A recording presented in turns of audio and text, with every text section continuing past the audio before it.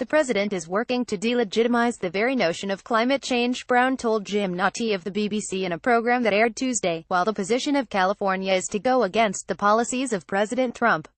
"I hope the rest of the world does their part in providing a forceful opposition," he said. Trump has declared war on a majority of the American people under the guise of supporting his minority base, and it's very dangerous, Brown said. "It's very disruptive for America, and I'm going to do everything I can to stabilize the ship of state." The governor went on to say that the president uses the issue of global warming to work his constituency.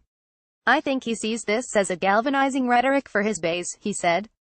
Regarding Trump's withdrawal of America from Paris Climate Accord, Brown said that California will go to court and block his efforts.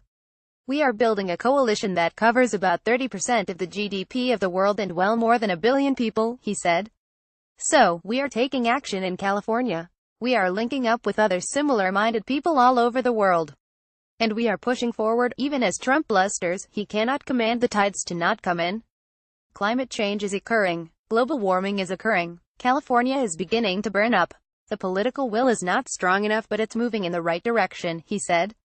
The governor said that America is currently passing through its dark night of the soul but would eventually emerge from it. "America is strong, very strong, but it's being torn apart now, and the Pied Piper in chief is Donald Trump. We're in a very dangerous precipice," he said.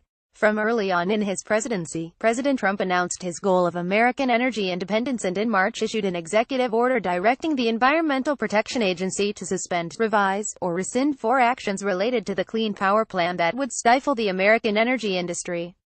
According to the World Health Organization, the United States finds itself in a leadership position concerning environmental achievements, with a level of air pollution among the lowest on the planet.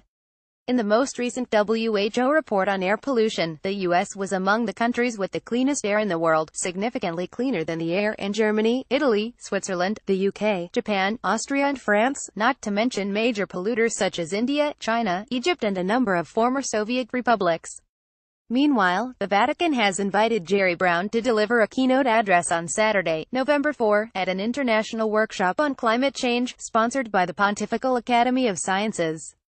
The Vatican workshop, titled Health of People, Health of Planet and Our Responsibility, Climate Change, Air Pollution and Health, will attempt to link up the health risks posed by air pollution with anthropogenic climate change driven by carbon emissions. This is the second time the Vatican has offered a platform to Governor Brown from which to proclaim his views on global warming. Invited to speak at a similar Vatican event in 2015, Jerry Brown, a darling of Planned Parenthood, attacked climate change skeptics, calling them well-financed troglodytes who are determined to bamboozle the gullible. In his address, Brown said that climate change is the biggest threat of our time after nuclear annihilation. "If we don't annihilate ourselves with nuclear bombs, then it's climate change," he said. Follow Thomas D. Williams on Twitter. Follow @TDWilliamsRome.